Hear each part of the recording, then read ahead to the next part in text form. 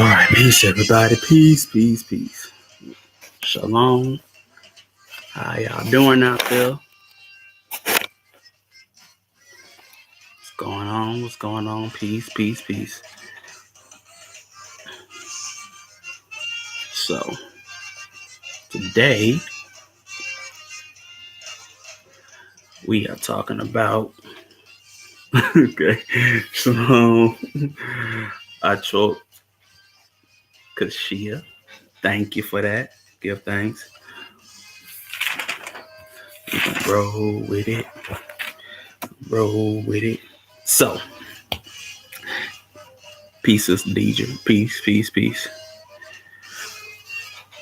Peace, G. Peace. Shalom, G. So we're going to talk about part 2 of Roots, and we ain't even got to the theme song yet. So yeah, but this is this part is significant because of the simple fact that Chief uses part 2 um, basically in his archive. If you ever listen to it, Black Art of War. He uses it on many other archives as well, but he always goes back to part 2. For those that don't know, it's part 2, and in this one, it's about revolution, and you can sort of see as you watch this part, episode 2, why he uses it so much, because there's more than one revolution. You know what I'm saying? And not only that, you get more insight on what is education and what is taming. You know what I'm saying? For better reference, like when we start off with this episode, we see wrestler solving the problem of the captured slaves who were from many tribes. He solves the problem of my name is Precious. He solves the problem of there being many tribes, and he says we're going to be one village. He solves that problem, and he basically takes from the source of being from one village, and he uses that that lesson or that insight to unite everybody in the boat to become one village. You see that, and they're plotting. We know from Piecemeal. We know from part 1 that they're already plotting to revolt on the ship, right? And so while they're trying to revolt, one thing you see is that one woman jumps off, and Fanta is just sad and this shell, and Kunta goes and tells her, a Mandika maiden must have strength.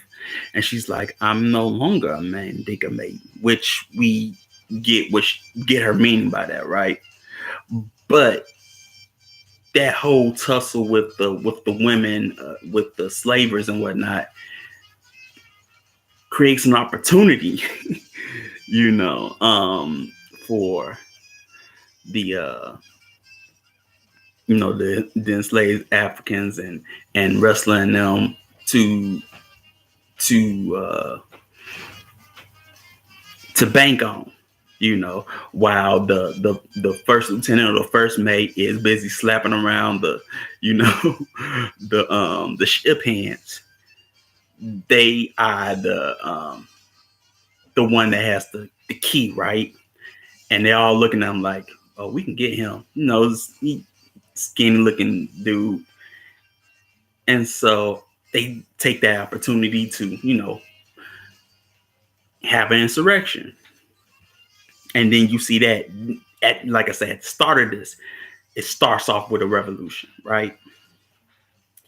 And you see them, get get the white slaver with the key, unshackle themselves, and fight. Um, and then it's not a long scene, but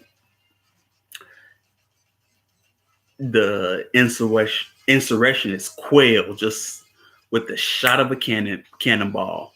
That's interesting, but it shows the lack of education as well. You know, like Chief says, to um, edu- a revolution starts with first with education, right? So you have these Africans who have never heard cannon fire before, even though it's a small personal cannon, for ships. They usually have them on ships, galleons and things of that nature during this time period. But it's a small little cannon, small little cannon, personal cannon. It's not big, but it shoots, it kills wrestler, but it stops the revolution just like that, I find that interesting. And so, at this time, it's, September 19th, 1767 in Annapolis, Maryland. And, one thing you see is how Fanta, she's like, well, I'm going to be out for self now. I've learned this lesson from being on this ship. Now that I'm actually in this land now, I've learned to stay alive. You know what I'm saying? I learned to look out for self and be a survivalist, and not in not in the right sense, but that's the lesson that I've taken from this. Whereas Kunta, he's like, we can beat them. He believes that we can win. You know what I'm talking about? And after that, you see the Ocean Blind game. You get Fiddler, Louis Gossett Jr. I think Philip's character is very interesting because here you have a tamed Melanoid rich person, but he knows, how to pick slaves, and he obviously knows how to haggle. You see in that scene, but he's tamed, and what I mean by tamed is, he's been domesticated from his wild natural state, or the incubation of his creation that, they will do to Kunta, you know. Um, yeah, they were unfamiliar with the enemy and his repertoire. Now, Ea Precious, realistically, I sort of would doubt that in a sense. Well, I would doubt that at least with gunfire, because you do have Melanoid rich people that learn the values of guns and things of that nature. But that does happen. But they didn't have that. They didn't have that knowledge. But like I say, Phyllis' character is very interesting because he's tamed. He's out of his wild state. He wasn't born in his wild natural state, which is freedom and knowledge of self. He was born a slave, and you see what that is like in his character. And we see, Kunta's bought by Phyllis, Master Reynolds, Master Reynolds. And already he's given a new name, which goes into the taming or the domesticating of him. Because as you see in Roots, Melanoid rich people are seen as beast. So you would name this person. If you see him as a beast, you would name him to domesticate him and to basically claim ownership or lordship over them as well. And so give him a new name, Tobit. And Phyllis says, you belong to Master Reynolds now. No more Africa. You know what I'm saying? Now you listen, Philly. You listen to Philly if you want to keep alive. You in America now. And he's basically getting a domesticated introduction to the culture, to the slave American culture the slave colonial culture, because there is no America or United States. I say it like that. There is no it's colonies. So by that being, you probably say you're in Virginia now, but they're in Maryland right now. So, but there's no United States at this time. And so they go, to Virginia. And one thing that was interesting when Master Reynolds say, wise man takes care of his horses and his slave. If he wishes to prosper, you see that this is a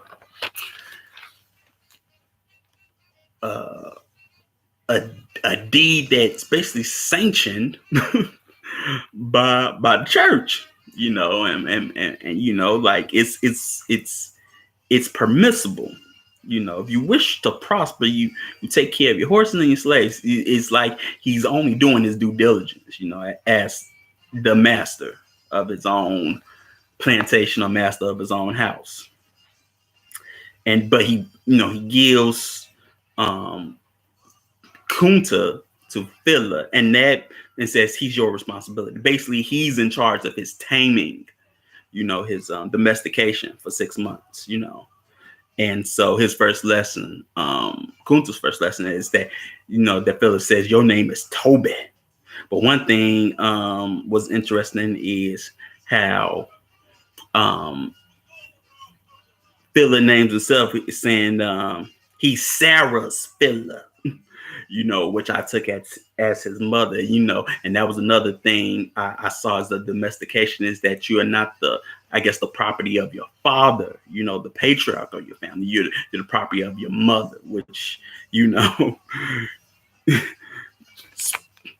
is something in itself, Can't have you, learning under your father. You have to learn under your mother, the weaker of the fairer sex. And, Phila talks about, now look here, he talks about, like, look, I eat food from the big house.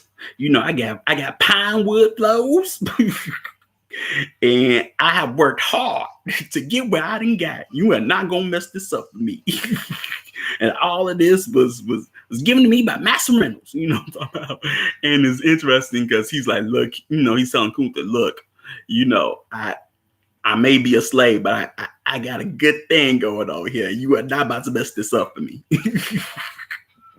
You're going to, and that goes to even what you see today, with people, probably with their jobs or wealth or status, like, I got a good thing. Y'all, wild revolutionaries are not going to mess this up for me. I got something good here, and I want to keep it, And, as they get to the house, one thing I noticed that Phila teaches, the children to stay away from Kunta. You know what I'm saying? I guess you don't want the natural, that's one thing in the taming of not just the children, but also with Kunta, because, you don't want this wild natural being to influence the young. You know what I'm saying? That's how I took it. And, he tells them, Phila tells me, things will look better, when you stop being African. You know what I'm saying? He tells them that, everything go good if you start, stop being, who you were born to be and what you were bred to be or whatever, and then he talks, he gives them some grits with a slab of pork on it, and Kunta's Muslim, he don't eat pork. He slams the pork down. Like, oh, you one of them Africans that don't eat the pig. Oh, okay. You see, he already has knowledge of what type of African he is, you know what I'm saying? But that was very interesting. He could differentiate between, different types of Africans, that he's been around. And one thing I saw was that Kunta, he speaks to, this cricket. And, he tries to send a message through the cricket to his family.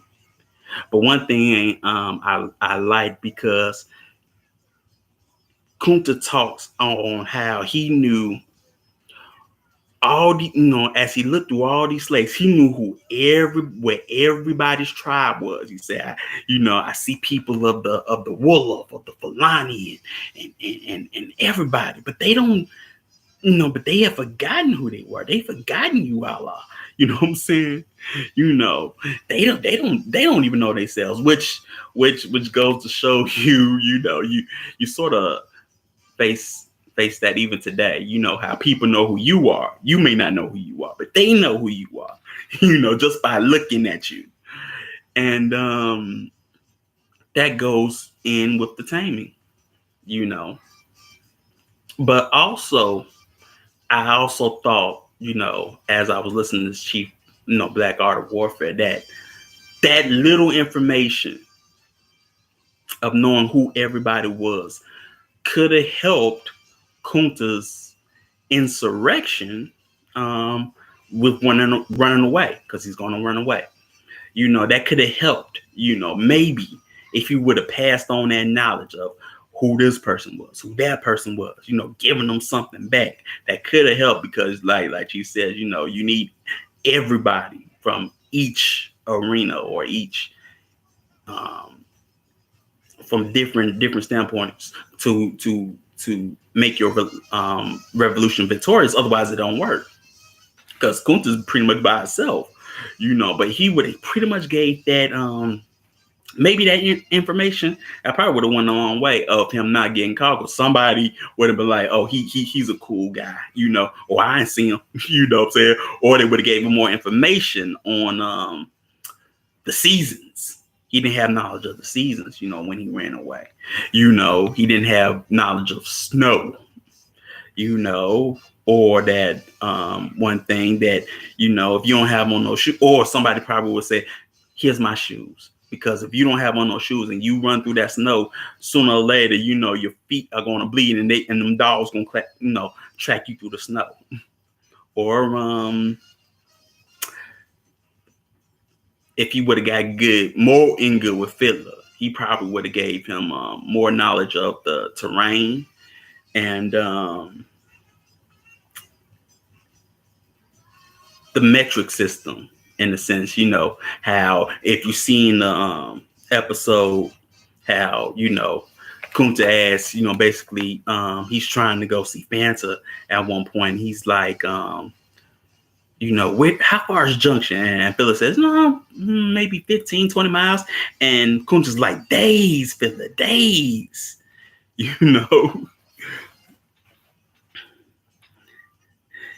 Yeah, Chief says it was cute, cute. How they gave him a Hebrew name for the movie. Toby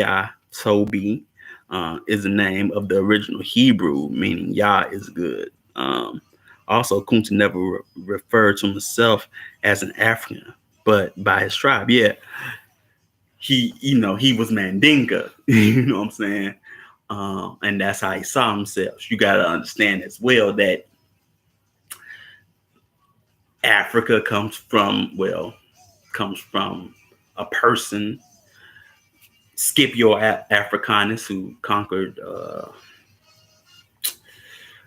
Hannibal and Carthage. Now, he wasn't the person that really sacked Carthage. That would happen later, a little bit later. But his name was given to the continent, or at least one part, and then they just said, "Oh, Africa for this whole continent, Africa." You know what I'm saying? But nah. But even as Chief just said, he called himself a Mandinka, and then he would say his village, and you see that in part 1. You know what I'm saying? I'm Mandinka, and I'm from this, from the Toure village, and I'm from this village, and I'm from that village. You know what I'm saying? And that's going a long way, because it's basically proclaiming the incubation of your creation, that as Dr. John Henry Clark would say, you know what I'm saying? That this is the incubation of my creation, and therefore this is my source. You know what I'm saying? This is my source. This is my natural state.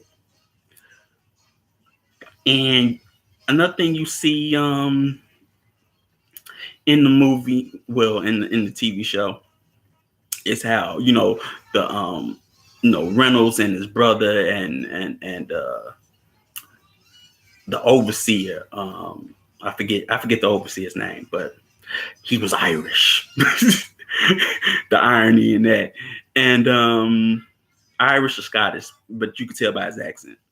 But they were talking about the natural ability, or basically having a debate on the natural ability for the white man to dominate the black man. And then you have Reynolds' wife asking, why can't a slave read? Why can't we teach them? And then his brother says, no, teach them, and they learn to read. They have to think, and then they'll become miserable. We have to take them out of the so-called natural state. You know what I'm saying? You know what I'm saying? But I found that interesting. How you have one people that's like, oh, if we allow them to think, they'll become miserable. But they think. They don't look miserable, But it's all a ploy. It's all a ploy. But Philip talks. Well, Kunta talks to Philip about him, and you and me run away, Philip. You know what I'm saying? And Philip tells this land ain't got no place for us. Said where we be,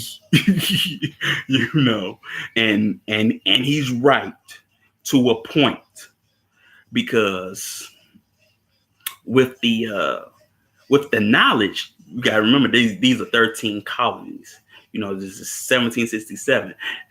In my mind, knowing what I know, you sort of got maybe 3 choices. You can possibly go all the way north up to Canada, but that's a long trip. You can go west to where the indigenous people are still, running their tribes and whatnot. You can go to the Huron, or you can go to, the Shawnee, Tecumseh's people, or the Cherokee, and the Choctaw, and the Sauk and Fox and Lakota, and all that's still, wild, and the colonial whites have not driven that far yet. Or you can go south and go, to Spanish territory, but it's just saying this land ain't got no place for us, so where we be.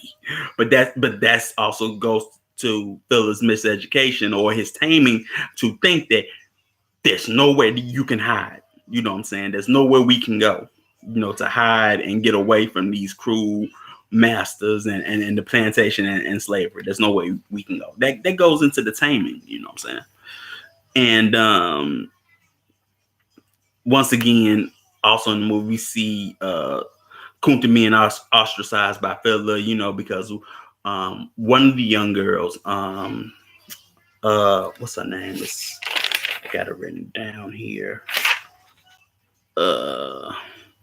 Aurelia,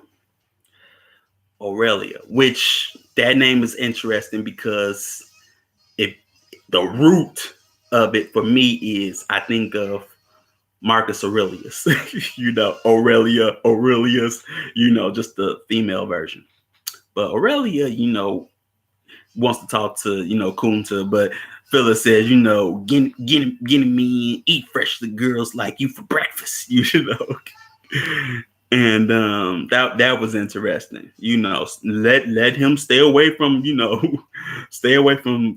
the young maiden, because he's wild, and he still has a natural state that will help his insurrection, which you see in the first insurrection on the ship, because they were natural and wild, they were able to, mount an insurrection, and unite under under that for an insurrection, because you see wrestling, he just throwing throwing people off the ship and whatnot. But because they are strong in who they are, it helped with their revolution in that sense.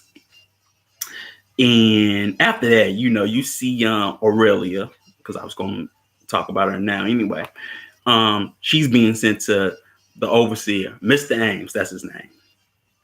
But you see his mama, which she's played in a lot of stuff too. I'm just not used to seeing her that young. Now that I know who she is, it was like, oh, she in this? I never noticed her before. But I found it funny how, she was, she sent, she walked her daughter up there and sent her to Mr. Ames, like a madam. I'll just say it like that, like a madam would. And she sort of tries to talk really into it, like, if you do good, he might get you a new quill. And you was talking about you want a new quill or calico, and she sent to Mr. Ames and whatnot. But we also see, the part that Chief talks about of Kutum cutting the chain. You know what I'm saying? He's returning back to his source, which is freedom. You know what I'm saying? Mr. A was safe to go to get a new calico. Yeah, I agree, Chief. Who was it? Proper age mate. Yeah, Fanta was too, because she was going, but she was a proper age mate, but Aurelia was too, and that was an issue. Maybe because she hasn't been broken in yet. That's another thing. Oh, you slaves can marry, but not till we, have fun with your women first. Said it's like in the movie Braveheart, and they claim the right of prima nocta. You know what I'm saying? Like that, but yeah, but he was dangerous. He was dangerous to the minds of the slaves around him, So we see him cutting the chain, and he's chanting as he cuts the chain. You know what I'm saying? Because he's like I said, he's going back to his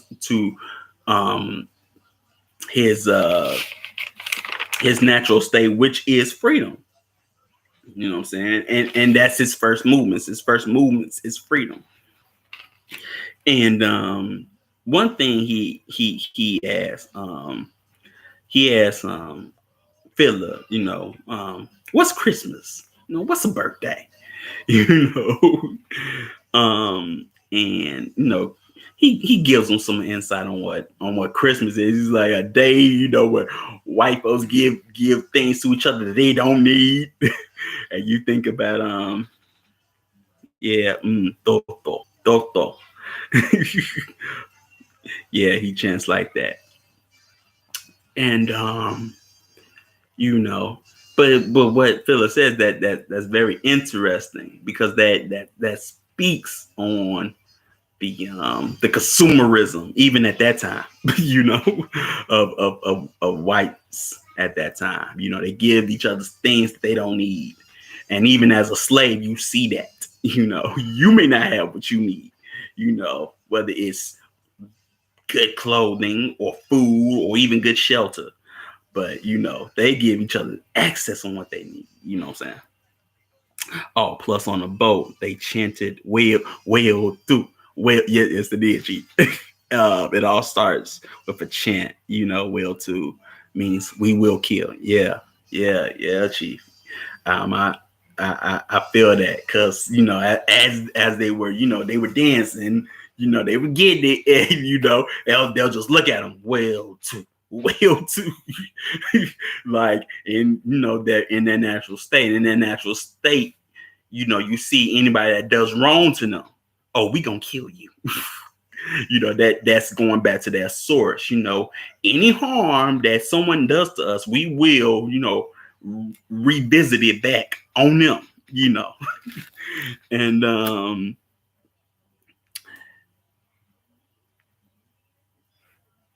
you know, he talks to Fiddler still at this point because they're walking, and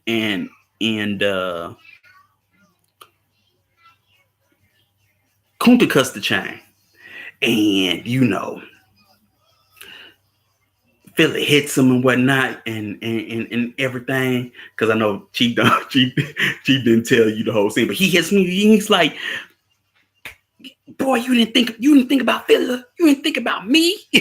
you know, you know how hard I had to work to get what I got, and you do this to me." Philly's real selfish at this point in this moment because all he can think about is himself and what's gonna happen to him.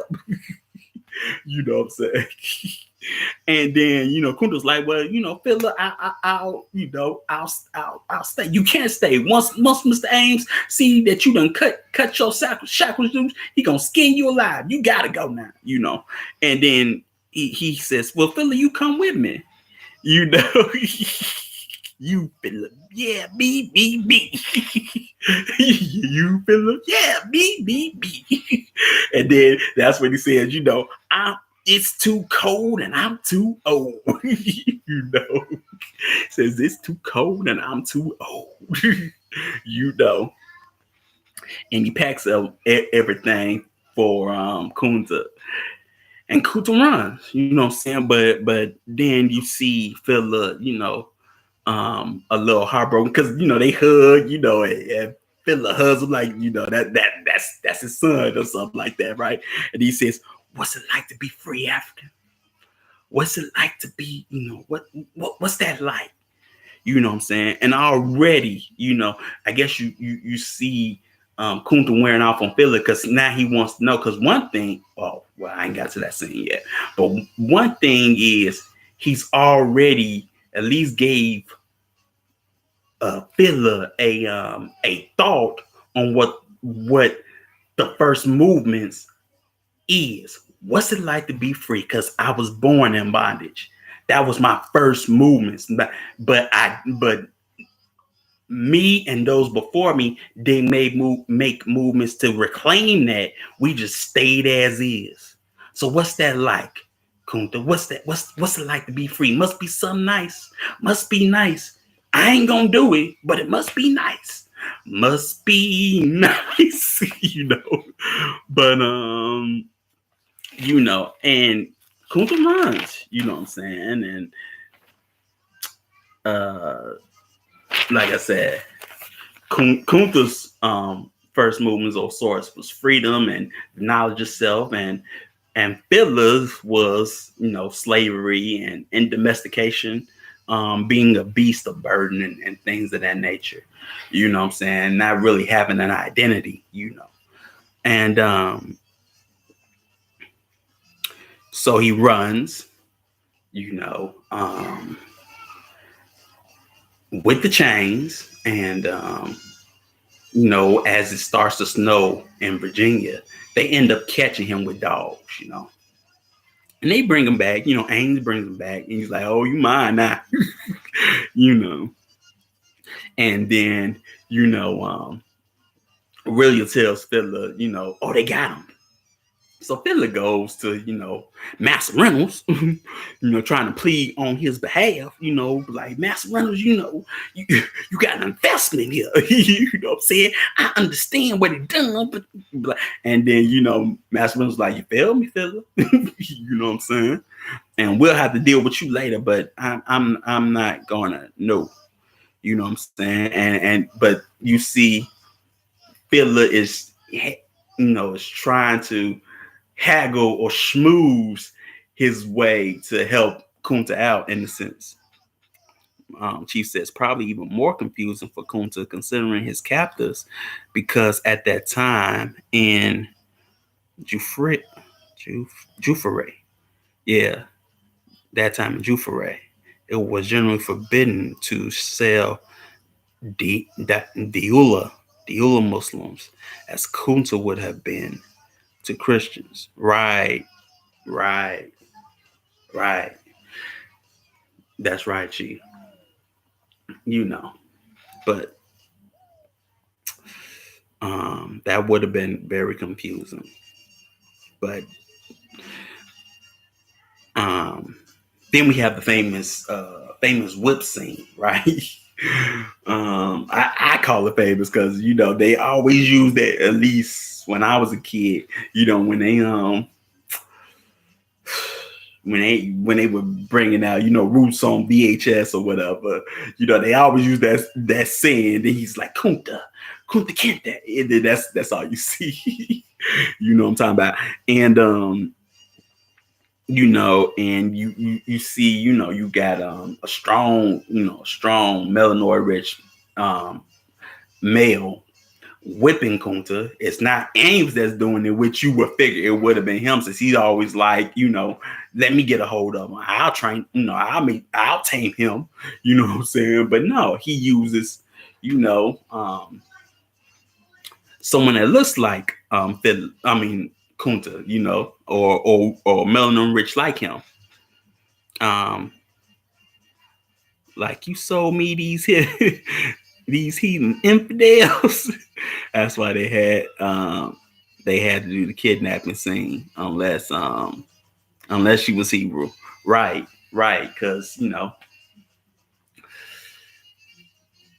you ain't you probably catch you probably kidnap a Muslim, and the community is gonna come after you. you know that says something. But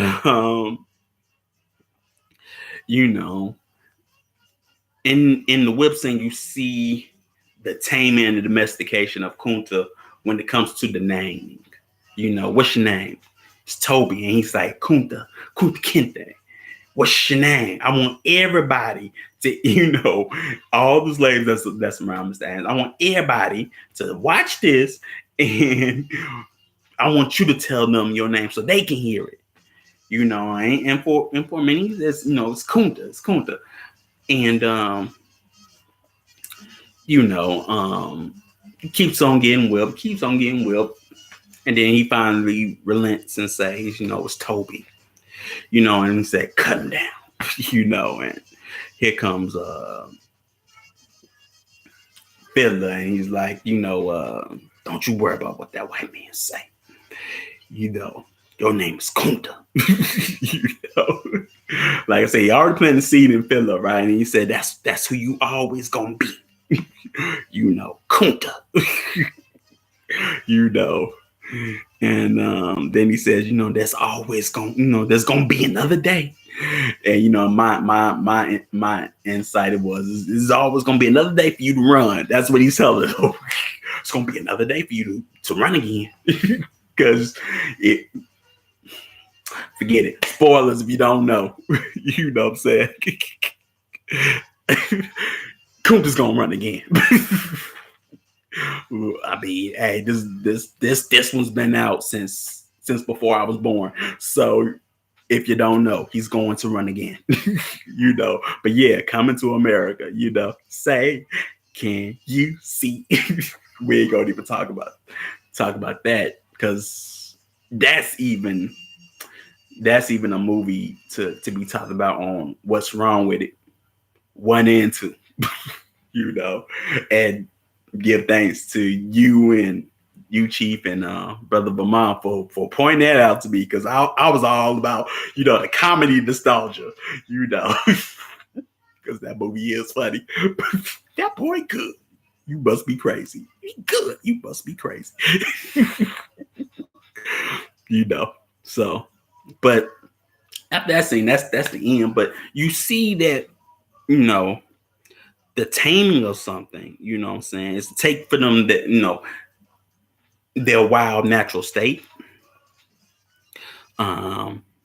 Yeah, that was when Fiddler adopted him as his father. Fiddler's original mind began to activate. I agree with that, and all it took was being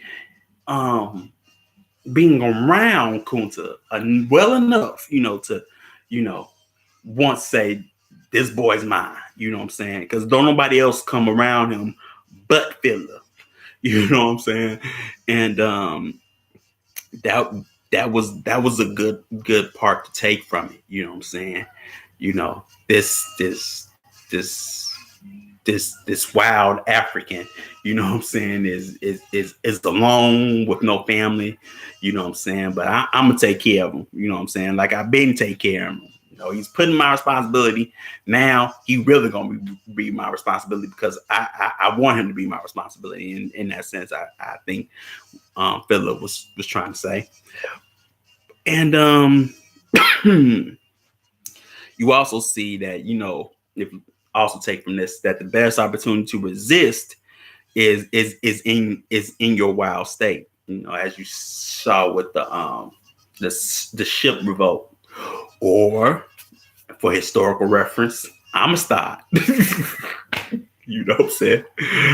Or Amistad. You know, that's another movie. You know, and I and also you see, like I say, we just going back over. You see how one tamed melanor rich male was sent to, or ordered to tame. He was ordered to tame a wild, natural, a wild melanor rich um, man in his wild natural state, and with knowledge of self. You know what I'm saying?